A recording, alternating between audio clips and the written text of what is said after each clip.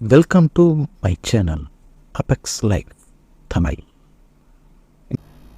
வணக்கம் நண்பர்களே, welcome to my channel apex life Tamil. நான் உங்கள் பாலாஜி, உங்களோட சில நிமிடங்கள். இன்றைக்கி நம்ம என்ன தலைப்பு பற்றி பார்க்க போகிறோம்னா, உங்களுக்கு வேண்டியதை நீங்களே தேர்வு செய்யுங்கள். இதுதாங்க தலைப்பு. வாங்க பார்க்கலாம். சிறு வயசுலேருந்தே பார்த்திங்கன்னா ஒவ்வொரு வருடமும் நம்மளுடைய பள்ளி படிப்பில் பல தேர்வுகளை சந்திச்சிருப்போம்.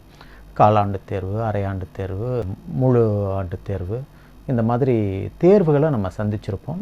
எல்லாத்துலேயுமே நம்மளுடைய எண்ணம் எப்படி இருந்திருக்கும்னு பார்த்திங்கன்னா, நம்மளுடைய திறமையை மற்றவங்களுக்கு நிரூபிக்கிற மாதிரி இருந்திருக்கும். அதாவது அதிக மதிப்பெண் எடுக்கிறவங்க நல்ல திறமைசாலி மாதிரியும், மதிப்பெண் குறைவாக எடுக்கிறவங்க திறமை இல்லாதவங்க மாதிரியும் தான் அந்த தேர்வினுடைய வெளிப்பாடு இருக்கும். தேர்வினுடைய ரிசல்ட் சொல்லக்கூடிய அந்த மார்க்கு, மதிப்பெண் இதெல்லாம் தெரியப்படுத்துறது. ஆனால் மதிப்பெண் மட்டுமே ஒரு மனிதனை திறமைசாலி அப்படின்றத முடிவு பண்ணிடுமா அப்படின்னு கேட்டிங்கன்னா, அது பள்ளிக்கூடத்தில் படிக்கும்போது, கல்வி படிச்சுக்கிட்டு இருக்கும்போது பார்த்திங்கன்னா, அந்த மதிப்பெண்ணை வச்சு தான் அவங்கள திறமைசாலியா இல்லையா அப்படின்றத நம்ம முடிவு பண்ணுறோம். ஆனால் அதில் மிக சராசரியாக இருந்து வந்த மாணவர்களும் வாழ்க்கையில் அந்த உச்சபட்சமாக மதிப்பெண் எடுத்த சிறந்த மாணவர்கள் அப்படின்ற ஒரு நிலையில் இருந்தவங்களை விட வாழ்க்கையில் முன்னேறின கதைகளையும் நம்ம பார்க்க தான் செய்கிறோம், இல்லைங்களா? இந்த மாதிரி ஒரு சூழ்நிலையில் நம்ம எதை புரிஞ்சிக்க வேண்டியது இருக்குதுன்னு கேட்டிங்கன்னா, நம்ம தேர்வு அப்படின்ற விஷயத்தில் மதிப்பெண்ணை வச்சு நம்மளுடைய வாழ்க்கை இப்படி தான் இருக்கும் அப்படின்னு நம்ம முடிவு பண்ணிட முடியாது. வாழ்க்கைங்கிறது பள்ளி படிப்பில் நம்ம பார்க்குற தேர்வு வேறு, வாழ்க்கையில் நடக்கிற தேர்வுன்றது வேறு. பள்ளி படிப்பை பொறுத்த வரைக்கும் நம்மளுக்கு பாடங்கள் நடத்தினதுக்கப்புறம் தேர்வு வைப்பாங்க, அதை நம்ம சந்திக்கணும். வாழ்க்கையை பொறுத்த வரைக்கும் டைரெக்டாக எக்ஸாம் தான், தேர்வு தான் நடக்கும். அதன் பிறகு தான் அதில் என்னென்ன பாடம் கற்றுக்க போகிறோன்றதை இறங்கி கற்றுக்க வேண்டியிருக்கும். இதுதான் வாழ்க்கை. எல்லா இடங்கள்லையுமே பார்த்திங்கன்னா நம்மளை தேர்ச்சி பெற்றவர்களாக அறிவிக்கிறதுல நம்ம மகிழ்ச்சி அடைகிறோம், இல்லைங்களா? பள்ளி படிப்பாகட்டும், கல்லூரி படிப்பாகட்டும், அல்லது ஒரு வேலை வாய்ப்பாகட்டும், அங்கே நம்ம ஒரு இன்டர்வியூ போகிறோம், பல டெஸ்ட் வைக்கிறாங்க, பல சோதனைகளுக்கு பிறகு தேர்ந்தெடுக்கிறாங்கன்னா அந்த இடத்துல மிக மகிழ்ச்சி அடைகிறோம். அது ஒரு பெரிய நிறுவனமாக இருக்குது. அந்த மாதிரி இடங்களில் நம்மளை தேர்ந்தெடுக்கும் போது மிக மகிழ்ச்சி அடைகிறோம். நல்ல ஒரு பேக்கேஜில் நமக்கு வேலை வாய்ப்பு கிடைக்கிது, எல்லாமே ஓகே தான். நம்ம அதற்கான தகுதியை நம்ம நிறைய நேரங்களில் வளர்த்துக்கிறதுக்கு எவ்வளோ பாடுபட்டிருப்போம், படிச்சிருப்போம், எக்ஸ்ட்ரா கிளாஸ் போய் கற்றுக்கிட்டுருப்போம், எக்ஸ்ட்ரா கோர்ஸ் முடிச்சிருப்போம், நம்மளுடைய ஸ்கில் டெவலப்மெண்ட்டுன்னு இருக்கும், நம்மளுடைய லாங்குவேஜ் டெவலப்மெண்ட்டுன்னு நிறைய கோர்சஸ் முடிச்சிருப்போம். எல்லாமே பண்ணி தான் நம்ம அந்த இன்டர்வியூன்றது சந்திக்கிறோம், இல்லைங்களா? அந்த நேர்முக தேர்வு, அங்கேயும் ஒரு தேர்வு இருக்குது. அந்த நேர்முக தேர்வுன்றதில் போய் நம்ம மீட் பண்ணி அதில் சக்ஸஸ் ஆகிறோம். நம்மளை ஒருத்தர் தேர்ந்தெடுத்துட்டா, நம்மளை ஒரு நிறுவனம் தேர்ந்தெடுத்துட்டா நம்ம அவ்வளோ மகிழ்ச்சி அடைகிறோம். இதில் ஒரே ஒரு இடத்துல மட்டும் நீங்கள் கொஞ்சம் யோசிச்சு பாருங்கள், மற்றவங்க நம்மளை தேர்ந்தெடுக்கிறதுல நம்ம மகிழ்ச்சி அடைகிறோம், இல்லைங்களா? ஆனால் அதே மாதிரி ஒரு பல நிறுவனங்களை நம்ம ஒரு லிஸ்ட் எடுத்து இந்த நிறுவனத்தில் சேர்ந்தால் நம்ம நல்லாயிருக்கும் அப்படின்றத தேர்ந்தெடுக்கிறோமா அப்படின்னு கேட்டிங்கன்னா, பல நிறுவனங்கள்லேயும் அப்ளை பண்ணி வச்சு இதில் எதில் வந்தாலும் பரவாயில்ல அப்படின்ற மாதிரி தான் நம்மளுடைய மைண்ட் செட் இருக்குது.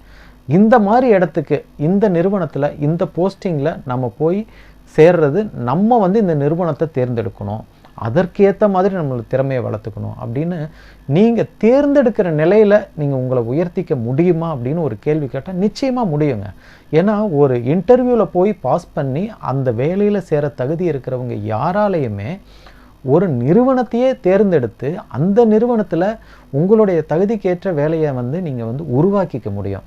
இது ஒரு நிறுவனத்தில் ஒரு வேலையில் சேர்றதில்ல அப்படின்னு நான் சொல்கிறது ஒரு உதாரணம். இதே மாதிரி நீங்கள் ஒரு சுய தொழிலையே நீங்கள் ஒரு உச்சபட்ச நிலையை அடையிறதுக்கும், நீங்கள் ஒரு தொழிலை தேர்ந்தெடுத்தும் நீங்கள் சுயமாக அந்த தொழிலை ஆரம்பித்தும் அதுலேயும் நீங்கள் முன்னுக்கு காமிக்க முடியும். இன்னொருத்தர்கிட்ட போய் வேலை செய்கிறதுக்கு பதிலாக நம்ம சுயமாக இந்த தொழிலை ஆரம்பித்தா எப்படி இருக்கும் அப்படின்ற ஒரு எண்ணம் சின்ன வயசுலேருந்தே இருக்கும். அது அவங்களுக்கு உள்ளுக்குள்ளேயே இருக்கும்.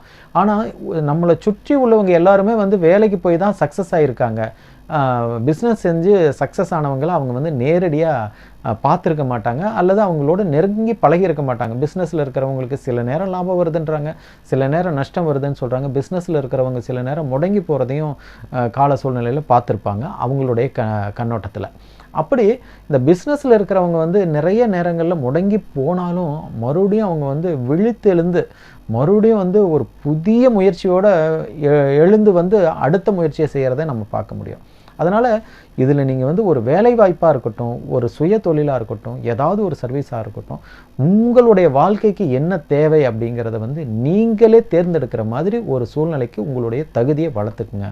இந்த தலைப்பில் நம்ம சொல்லியிருக்கிறதே உங்களுக்கு வேண்டியதை நீங்களே தேர்வு செய்யுங்கள் அப்படின்றது தான். இப்போது நீங்கள் உங்களுக்கு வேண்டியதை நீங்களே தேர்வு செய்கிற அளவுக்கு உங்களுடைய தகுதியை நீங்கள் வளர்த்துக்கிட்டே இருக்கீங்க, உங்களுடைய திறமையை வந்து நீங்கள் புதுப்பிச்சுக்கிட்டே இருக்கீங்கன்னா, நீங்கள் எந்த காலத்துலேயும் ஒரு நிறுவனம் வந்து உங்களை வந்து ஒரு வேலையிலேருந்து வேலை நீக்கம் செஞ்சால் கூட நீங்கள் பயப்பட மாட்டீங்க. உங்களுக்கு அந்த பதட்டம் வராது. ஏன்னா நம்ம வந்து இந்த நிறுவனத்தை மட்டுமே நம்பி இல்லை, நம்மக்கிட்ட வந்து திறமை இருக்குது, நம்ம எங்கே போனாலும் நம்மளால் வந்து பிழைச்சிக்க முடியும், நம்மளால் வந்து சர்வைவ் பண்ண முடியும், இப்போ இருக்கிறத விட ஒரு சிறப்பான நிலைக்கு என்னுடைய அடுத்த முயற்சியினால் நான் வர முடியும் அப்படின்ற ஒரு சுய முயற்சியினாலையும் தன்னம்பிக்கையினாலையும் நீங்கள் வந்து உங்களுடைய தகுதியை வளர்த்து வச்சுருந்தீங்கன்னா, நீங்கள் எந்த ஒரு வேலையிலேருந்து திடீர்னு ஒரு நிறுவனம் உங்களை வேலை நீக்கம் செஞ்சாலும் நீங்கள் பயப்பட வேண்டிய அவசியம் இருக்காது. அதனால் எந்த ஒரு தனி நிறுவனத்தையோ அல்லது ஏதாவது ஒரு நிறுவனங்களையோ, வரிசையாக இருக்கிற நிறுவனங்களையோ மட்டுமே நம்பி இல்லாமல் நீங்கள் உங்களுடைய திறமை மேலே வந்து மிகப்பெரிய நம்பிக்கையை நீங்கள் வைங்க. உங்கள் திறமையினால தான் அந்த மாதிரி நிறுவனங்கள் வந்து நடந்துக்கிட்டு இருக்கு, செயல்படுது அப்படின்ற ஒரு உண்மையை நீங்கள் வந்து உங்களுடைய மைண்டில் ஒரு ஓரத்துலையாவது பதிவு பண்ணி வச்சுக்கோங்க. அந்த நிறுவனங்களுக்கு உங்களை மாதிரி ஒரு திறமைசாலி இல்லைன்னா அந்த நிறுவனங்களால் எந்த ஒரு ப்ராஜெக்டையுமே செய்ய முடியாது அப்படின்றத நீங்கள் வந்து புரிஞ்சுக்கணும். ஏன்னா மிகப்பெரிய திறமைசாலிகள்லாம் பார்த்திங்கன்னா பல நிறுவனங்களுக்கு சேலரி பேசிஸில் ஒர்க் பண்ணி கொடுக்குறாங்க. ஆனால் அந்த நிறுவனங்கள் வந்து அதை வச்சு இவங்களுடைய உழைப்பை வச்சு பெரிய அளவில் வந்து லாபம் ஈட்டுறாங்க. இதை வந்து யாருமே மறுக்க முடியாது. இப்போ வந்து நம்ம எந்த ஒரு நிறுவனத்தினுடைய பெயரையும் இங்கே நம்ம சொல்ல போகிறதில்ல, பொதுவான கருத்து தான் இது. இதில் நீங்கள் உங்களுடைய தேவையை, அதாவது உங்களுக்கு வேண்டியது என்ன அப்படின்றத நீங்கள் வந்து செலக்ட் பண்ணி தேர்ந்தெடுக்கிற ஒரு பழக்கத்தை நீங்கள் வச்சுக்கிட்டிங்கன்னா, அதற்கேற்ற மாதிரி உங்களுடைய தகுதியை நீங்கள் வளர்த்துக்கிட்டிங்கன்னா, நீங்கள் யாருக்குமே நீங்கள் வந்து எப்பவுமே வந்து அடிபணிஞ்சு போகணும்னு அவசியம் இருக்காது. அதனால தான் நம்ம சொல்கிறோம், உங்களுடைய தகுதியை வந்து நீங்கள் வந்து மேம்படுத்திக்கங்க. நீங்கள் எந்த ஒரு தனிப்பட்ட ஒரு நிறுவனத்தையோ தனிப்பட்ட ஒரு நபரையோ நம்பி உங்களுடைய வாழ்க்கையினுடைய பொறுப்புகளை ஒப்படைச்சிடாதீங்க. நீங்கள் ஒரே ஒரு நிறுவனத்தை மட்டுமே நம்பி இருந்துடாதீங்க. அல்லது அதனுடைய லிஸ்டிங்கில் இருக்கிற அந்த மாதிரி நிறுவனங்களை மட்டுமே நம்பி இல்லாமல் உங்களுடைய திறமை மேலே நீங்கள் நம்பிக்கை வைங்க. ஒருவேளை அந்த நிறுவனமே இல்லாத சூழ்நிலை அப்படின்னு நீங்கள் நினச்சா நீங்கள் என்ன செய்வீங்களோ அதற்கு நீங்கள் அந்த நிறுவனங்களோடு நீங்கள் வந்து தொடர்பில் இருக்கும்போதே நீங்கள் அடுத்த முயற்சி அப்படின்றத ஒன்று நீங்கள் உருவாக்கி வச்சுக்கோங்க. அந்த மாதிரி சூழ்நிலையில் உங்களுக்கு வந்து எப்பவுமே வந்து ஒரு தன்னம்பிக்கைங்கிறது வந்து உடஞ்சி போகாது. தன்னம்பிக்கைங்கிறது ரொம்ப ஸ்ட்ராங்காக இருக்கணும் அப்படின்னு சொன்னால் நீங்கள் உங்களுடைய தேர்ந்தெடுக்கும் தகுதியை வந்து நீங்கள் வந்து வளர்த்துக்கணும். அதாவது நீங்கள் மற்றவங்ககிட்ட இருந்து உங்களுக்கு என்ன வேணுங்கிறத தேர்ந்தெடுக்கணும். மற்றவங்க உங்களை தேர்ந்தெடுக்கிற நிலையில் நீங்கள் உங்களை வச்சுருக்காதீங்க அப்படிங்கிறது தான் நம்ம சொல்ல வர கருத்துங்க. இந்த வீடியோவில் சொல்லியிருக்கிற விஷயங்கள் உங்களுக்கு பயனுள்ளதாக இருந்திருக்கும் நாங்கள் நினைக்கிறோம். இந்த வீடியோ நீங்கள் உங்கள் நண்பர்களோடு நீங்கள் ஷேர் பண்ணுங்கள், எங்கள் சேனலுக்கு சப்ஸ்கிரைப் பண்ணுங்கள், சப்போர்ட் பண்ணுங்கள். நன்றி, வணக்கம்.